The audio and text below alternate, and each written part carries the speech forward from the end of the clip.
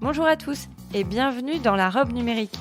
Je suis Oriana Labruyère et chaque semaine, avec mon invité, nous vous présentons une solution technologique répondant aux enjeux juridiques modernes. Vous êtes dirigeant ou vous gérez les ressources humaines dans une organisation, vous êtes directeur ou responsable RH et vous êtes toujours face à ce casse-tête qui est la mutuelle, la prévoyance de vos collaborateurs. Vous aimeriez savoir comment faire des économies d'échelle ou avoir un service plus adapté, plus proche de vos salariés tout en gagnant vous-même du temps en tant que dirigeant. Je vous propose alors de rester avec moi pour cet épisode de La Robe Numérique où je reçois Thomas Quinault, qui est RSSI chez Alan. Bonjour Thomas, merci d'être au micro de La Robe Numérique. Bonjour Oriana, merci de me recevoir et de me permettre de vous parler aujourd'hui d'Alan, de protection des données et de sécurité. Effectivement, on a un vaste champ à étudier aujourd'hui, enfin à évoquer en tout cas. Alors, vous êtes RSSI chez Alan. Est-ce que vous pourriez nous donner votre regard sur la donnée dans ce monde de la santé des mutuelles ? Tout à fait. Alors, la donnée, aujourd'hui, c'est le nouvel or noir, c'est la nouvelle matière première d'une économie qui est en pleine expansion, ce qui fait que c'est passé en quelques années d'un domaine de spécialistes qui étaient confinés aux grands établissements bancaires, aux assurances, au domaine de préoccupation de tout un chacun, puisque maintenant, on est tous des sources de données. Nos données sont scrutées, sont exploitées par tout un tas de grandes organisations et ça devient un enjeu qui concerne directement chacun d'entre nous. Alors justement, sur cet enjeu qui concerne chacun d'entre nous, qui est la mutuelle, la prévoyance, le remboursement des soins, est-ce que vous pouvez nous présenter en quelques mots Alan et les valeurs d'Alan ? Oui. Alan, c'est d'abord une complémentaire santé 100% numérique.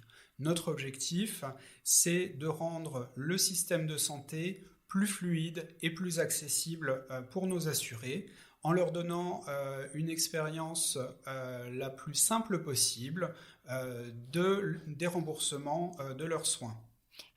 Au-delà de ça, on cherche également à les accompagner avec de la prévention, des conseils personnalisés et un ensemble d'actions pour les aider à tirer le meilleur parti du système de soins et à être d'une manière générale en meilleure santé. Donc on vise à être le partenaire numérique de la santé de nos membres. De vos membres, donc les personnes qui sont... qui souscrivent, mais également des organisations qui souscrivent pour leurs collaborateurs. C'est ça que vous voulez dire ? Oui, tout à fait. Donc, nos clients aujourd'hui sont des entreprises qui assurent leurs salariés ainsi que des travailleurs indépendants. Et donc, ce qu'on appelle nos membres, en fait, ce sont nos assurés qu'on n'accompagne pas simplement pour leur rembourser leurs soins, mais pour les aider à tirer le meilleur parti du système de santé. Alors, vous avez... publier un guide pour choisir la bonne mutuelle. Est-ce que vous pourriez aider les dirigeants qui nous écoutent avec quelques critères à retenir pour choisir la mutuelle adaptée à leur organisation ?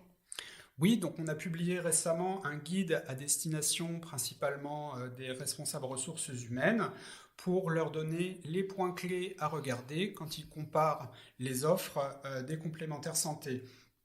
Donc le choix, il va se faire en fonction de la population à assurer, bien sûr, de l'âge des salariés, des domaines d'activité. Et en face de ça, il va falloir que chaque entreprise décide quels sont ses besoins, quels sont ses souhaits en termes d'étendue de garantie. Quels soins est-ce qu'on veut couvrir ? Par exemple, est-ce qu'on veut couvrir que les soins essentiels ou est-ce qu'on veut aller plus loin, inclure de meilleurs remboursements en optique, en dentaire, inclure des remboursements de médecine douce, de santé mentale ? Savoir également si on souhaite couvrir les conjoints et les enfants du salarié. Et l'entreprise va décider également à quelle hauteur elle contribue au financement du contrat. Donc c'est en regardant ces critères-là qu'on va pouvoir déjà débroussailler les offres. Et puis ensuite, au-delà de ça, il va falloir regarder la facilité d'utilisation, la fluidité des services. Et ça, d'une part, du point de vue du salarié assuré, mais aussi du point de vue du responsable RH qui va devoir gérer l'affiliation de ses salariés, ses mouvements de personnel et ainsi de suite. Donc nous, on essaye de fournir une expérience la plus simple et la plus fluide possible, et pour les salariés, et également pour les entreprises. Alors, avant de rentrer dans le détail de ce que on peut appeler le déploiement d'Alan en entreprise ou dans les organisations qui ont des salariés, je voudrais, parce que vous l'avez évoqué, qu'on aille sur le terrain de la protection des données. Alors, vous avez une démarche donc du tout numérique. Est-ce que vous pourriez, en tout cas, revenir sur cet enjeu du tout numérique et de son intérêt, mais sous l'angle donc de la privacy finalement, puisque c'est vraiment ce qui va nous intéresser ici. Pourquoi d'abord le tout numérique ? Le tout numérique, pour nous, ça veut dire on supprime de la paperasse, on supprime de la démarche administrative, et ce faisant, on rend le remboursement des soins plus simple et surtout plus rapide. Donc maintenant, quel enjeu ça va avoir en termes de protection de la donnée ? Ça veut dire que la donnée, elle va être numérisée, elle va être transportée sur les réseaux, puis elle va être stockée dans nos systèmes informatiques. Donc les enjeux, ça va être qu'il nous appartient en tant que dépositaire de cette donnée-là, qui concerne la santé de nos assurés, donc qui touche vraiment au domaine le plus intime de leur vie privée. On va avoir l'impératif d'acquérir et de mériter la confiance de nos assurés.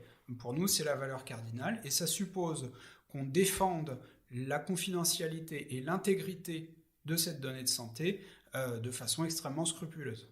Alors, vous parlez de la confiance comme point cardinal. Aujourd'hui, vous êtes hébergé chez Amazon. Est-ce que vous pouvez revenir sur ce choix et sur la manière dont vous avez structuré votre relation avec Amazon, puisque aujourd'hui, il y a beaucoup de débats sur le cloud et sur les lois extraterritoriales. Oui, on parle beaucoup de souveraineté numérique aujourd'hui, et ça nous a amené, il y a quelques mois déjà, à publier un article de blog pour expliquer notre démarche quand on a retenu Amazon pour héberger les données de nos assurés. Il faut savoir d'abord que nous, on construit notre application en assemblant des briques technologiques. Donc AWS, Amazon, c'est notre boîte à outils, mais c'est nous qui décidons comment on assemble ces différents blocs. Pourquoi est-ce qu'on choisit AWS comme fournisseur de ces blocs ? Parce que en termes de fonctionnalité, de richesse technologique et de robustesse, on achète un service tout fait qui est extrêmement avancé. En termes de sécurité, la sécurité qui est fournie par les briques logicielles de stockage ou de traitement de données d'Amazon, elle est bien au-delà de ce que nous, petits acteurs de quelques centaines de salariés en France, on serait capable de faire, dans la mesure où c'est pas notre métier premier, c'est pas notre cœur de métier.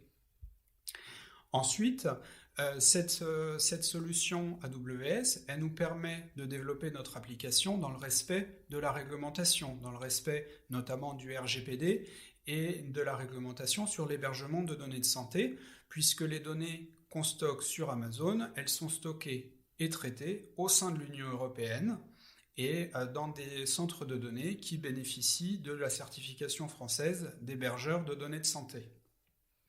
Donc après, se pose la question du fait que Amazon reste une entreprise américaine et qu'elle est sujette à un certain nombre de lois des États-Unis qui permettraient théoriquement aux autorités américaines de venir demander la fourniture de données dans le cadre de procédures judiciaires américaines.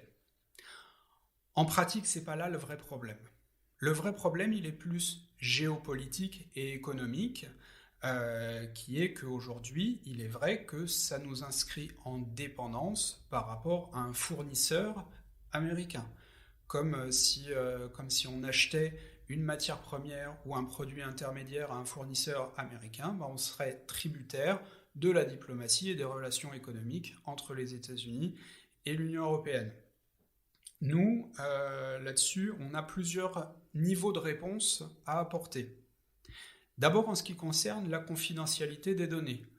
On ne se contente pas de déposer la donnée en clair chez Amazon, mais pour un certain nombre de données qu'on estime les plus sensibles, on ajoute des couches de protection, des couches cryptographiques, qui permettent de garantir que même quelqu'un chez AWS qui irait regarder à l'intérieur des serveurs ne pourrait pas accéder au texte en clair de la donnée. Par ailleurs, on se base également sur des relations contractuelles avec AWS et des audits d'AWS qui sont réalisés par des tierces parties indépendantes pour avoir confiance dans le fait que la gouvernance d'AWS va assurer que les données seront correctement traitées et qu'il ne va pas y avoir d'ingérence du fournisseur dans le service fourni. Alors justement, sur l'absence d'ingérence et sur les différentes zones de protection, en tout cas au niveau technique de ce que vous avez expliqué, vous avez aujourd'hui un chat médical qui permet aux utilisateurs de directement échanger avec un médecin. Est-ce que c'est notamment à ça que vous faites référence quand vous parlez de crypto au niveau de la donnée ? Tout à fait. Notre chat médical, donc c'est à bien distinguer d'un service de téléconsultation. Le chat médical, ça ne permet pas d'avoir une ordonnance, par exemple. C'est simplement pour avoir une réponse rapide à une question, comme on la poserait à un parent ou à un ami médecin. Les questions du chat médical, les conversations et les documents, les images qui peuvent être attachées, c'est dans le dur de la donnée de santé. C'est de la donnée qui va concerner directement un état de santé, un symptôme. Donc c'est la donnée la plus sensible et c'est pour ça qu'on a mis en place un niveau supplémentaire de protection technique. Donc on utilise en l'occurrence une solution de chiffrement de bout en bout qui est celle de Tanker, une start-up française qui nous permet de chiffrer cette donnée de façon à ce qu'elle soit accessible aux membres qui posent la question, au professionnel de santé qui lui répond, mais en aucun cas à aucun intermédiaire technique, ni moi, ingénieur chez Alan, ni aucun employé d'AWS qui irait regarder à l'intérieur des machines. Il ne verrait que du texte chiffré. Le chiffrement est fait aux extrémités, donc sur le téléphone mobile du membre et sur le navigateur du médecin qui lui répond. Alors, vous avez recruté des médecins pour faire ça ? Oui, on a un médecin qui travaille avec nous, qui est salarié en CDI, et on a plusieurs autres médecins qui participent au service et qui répondent aux assurés, qui sont en contrat de freelance avec nous. Alors, pour revenir sur la data, est-ce que vous pouvez nous dire à quoi vous avez accès ? Alors, on a accès à 3 catégories principales de données. Première catégorie, c'est la donnée administrative de gestion de nos membres, de nos assurés. Donc l'existence des contrats, la nature des contrats, les ayants droit qui sont enregistrés dessus, les numéros de sécurité sociale, et ainsi de suite. Donc c'est la donnée qui nous permet de faire notre métier d'assureur. La deuxième catégorie de données, c'est une autre catégorie assurantielle là encore, ce sont les actes de soins qu'on est amené à rembourser, qu'on reçoit soit par télétransmission de la sécurité sociale ou dans notre prestataire de tiers payant, soit directement depuis les assurés qui nous envoient leurs factures à rembourser.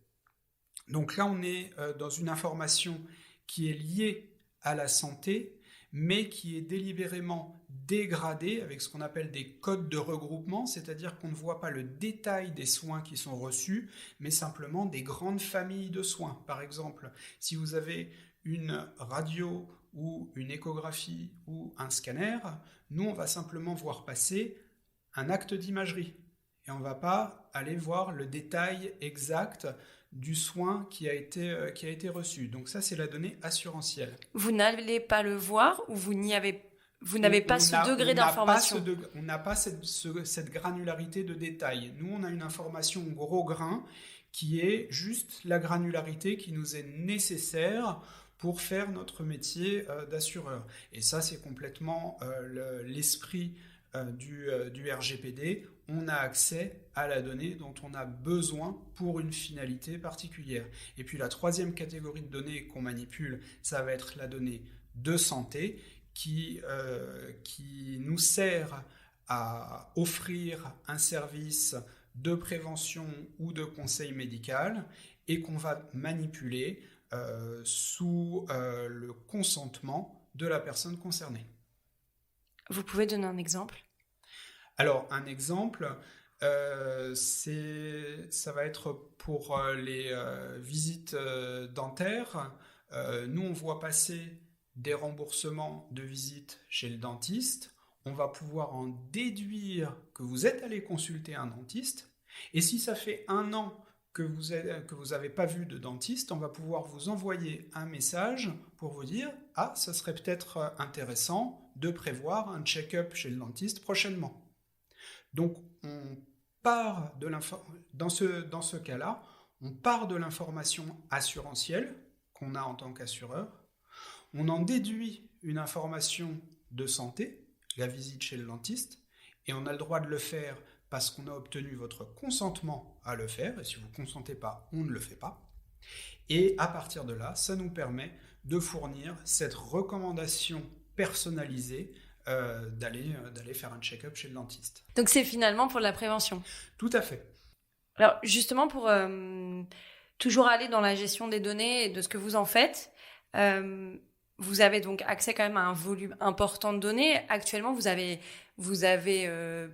quelques centaines de milliers d'assurés, c'est ça ? Oui, aujourd'hui, on a à peu près 170 000 assurés sur 9 000 sociétés clientes. Donc, on en fait quoi après de ces données ? Vous en tirez un avantage concurrentiel ? Vous en déduisez certaines choses ? Vous en faites quoi de ces données ? Alors, ces données, elles servent à plusieurs choses. D'abord, elles servent à faire fonctionner le produit d'assurance, à piloter le produit d'assurance. Donc ça, ce sont essentiellement des traitements statistiques qui sont agrégés sur des cohortes d'assurés qui ont des profils similaires. Donc cette agrégation, ça fait que la donnée, elle est anonymisée au moment où elle est exploitée, et c'est ce qui nous permet de déterminer les évolutions de primes d'assurance et de nous assurer qu'on répond à nos obligations de solvabilité, la directive européenne Solva 2. Au-delà de ça, cette donnée, on va aussi l'utiliser, comme je disais, pour faire de la prévention et du conseil. On va l'utiliser pour faire de la prévention et du conseil personnalisé à destination de nos assurés. Donc on va l'utiliser pour le bénéfice de nos assurés. Est-ce que vous la revendez ? Non, on s'interdit 2 choses. On s'interdit de commercialiser la donnée de nos assurés, et on s'interdit également d'utiliser l'information de santé pour faire de la tarification individualisée.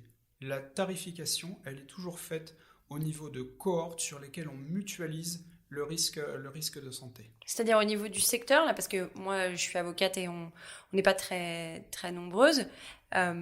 Comment vous déterminez le prix qui serait applicable pour un cabinet comme le mien ? Alors, ça va dépendre des tailles d'entreprise. Pour les entreprises qui sont suffisamment grandes pour que la masse des salariés qu'on assure au niveau d'une entreprise mutualise le risque, on va faire une tarification par entreprise. Et pour les plus petites structures, on va tarifier en fonction de la taille de l'entreprise et de son secteur d'activité. Donc, il n'y a pas de taille critique pour souscrire ? Non, il n'y a pas de taille critique. On assure les travailleurs indépendants, donc à partir d'un salarié, enfin à partir d'une personne. On assure des TPE, PME, et on assure également des grandes entreprises. Aujourd'hui, on va jusqu'à 5000 salariés. Est-ce que c'est compliqué à mettre en place ? Parce qu'on a tous déjà un accompagnement. Changer, c'est l'enfer. On est tous parfois atteints d'une petite phobie administrative. Donc, quand on est atteint d'une phobie administrative, c'est jouable quand même de changer de mutuelle ? Tout à fait. C'est d'ailleurs beaucoup plus facile qu'avant, puisque maintenant on peut résilier sa complémentaire santé n'importe quand dans l'année. Donc une entreprise qui souhaite affilier ses salariés chez Alan, ça va se faire sur notre site internet en 5 minutes et en quelques clics. Nous, on va s'occuper de tout, y compris de la résiliation vis-à-vis de l'assureur précédent. Et ensuite, pour affilier les salariés, c'est très simple. Il suffit d'entrer l'adresse email de chaque salarié qu'on veut inviter et il va recevoir un lien pour faire son inscription en ligne directement. Donc pour le responsable RH comme pour le salarié, c'est vraiment très simple et très rapide. Est-ce que c'est intéressant pour le directeur administratif et financier ? Est-ce que ça a un intérêt financier de changer d'un institutionnel chez qui les grands groupes sont ou même les plus petits vers Alan ? Alors, pour une entreprise qui aurait une fonction DAF autonome, ça va être une entreprise déjà d'une certaine taille, donc à qui on va pouvoir proposer deux choses. D'abord, comme ça va être une suffisamment grande entreprise, on va pouvoir lui proposer une tarification très adaptée à sa population et aux détails de ses besoins. On peut personnaliser les offres de couverture en fonction des besoins et des désirs spécifiques d'une entreprise. Ensuite, pour les grandes entreprises, on donne des moyens d'automatiser la gestion des affiliations de salariés, donc avec des intégrations avec Payfit, une entreprise qui a ses salariés chez Payfit, on va pouvoir récupérer directement l'information d'affiliation, donc zéro travail supplémentaire pour les RH. On a également une API pour les entreprises qui souhaitent développer leur propre intégration avec notre système. Et puis on récupère aussi l'information de la DSN, donc la déclaration sociale nominative qui est produite par toutes les entreprises pour valider, croiser les données et assurer qu'on n'ait pas d'anomalie d'affiliation. Alors, quelles sont les prochaines étapes, les ambitions pour le futur d'Alan ? Alors, la première étape, c'est qu'on travaille continuellement à l'amélioration du produit, à fluidifier toujours plus le parcours de l'utilisateur. Donc, par exemple, pour lui faciliter la recherche d'un professionnel de santé qui corresponde à ses besoins, faciliter le paiement des soins, réduire les avances de frais. En termes de prévention, on essaye également de développer de l'outillage, en particulier dans le terme du bien-être et de la santé mentale. Et enfin, on se développe à l'international. Donc en 2020, on a ouvert nos services d'assurance santé en Belgique et en Espagne. Donc c'est un développement qui est encore en cours et puis on réfléchit à nos prochaines destinations européennes. Alors, voici mes 2 dernières questions pour le podcast d'aujourd'hui. J'ai traditionnellement 2 questions. À quoi as-tu envie de dire non aujourd'hui et oui aujourd'hui ? Alors, à quoi est-ce qu'on a envie de dire non ? Très clairement, on a envie de dire non à la commercialisation de la donnée de santé. Pour nous, la donnée de nos membres, elle appartient à nos membres. Notre objectif, c'est de mettre le numérique et la donnée au service de nos membres, de nos assurés, et pas de l'exploiter pour faire du business dessus. Donc très clairement, ça c'est une ligne rouge qui fait partie de nos valeurs fondamentales. Et à quoi as-tu envie de dire oui ? Alors, on cherche vraiment à mettre l'écosystème Health Tech au service des gens, au service des patients et au service des gens qui vont bien également pour qu'ils continuent d'aller bien. Et pour nous, le prochain enjeu à traiter, c'est de faire en sorte que que ce numérique au service des utilisateurs, il ne laisse pas de côté toute une population qui est du mauvais côté de la fracture numérique. Donc notre enjeu, ça va être d'aller apporter cette plus-value de la health tech à l'ensemble de la population, et y compris aux gens qui n'ont pas d'email, qui n'ont pas de téléphone portable, qui ne sont pas connectés. Ok, merci beaucoup pour toutes tes réponses et merci encore d'être venu au micro de la robe numérique. Merci Oriana et à très bientôt. À bientôt.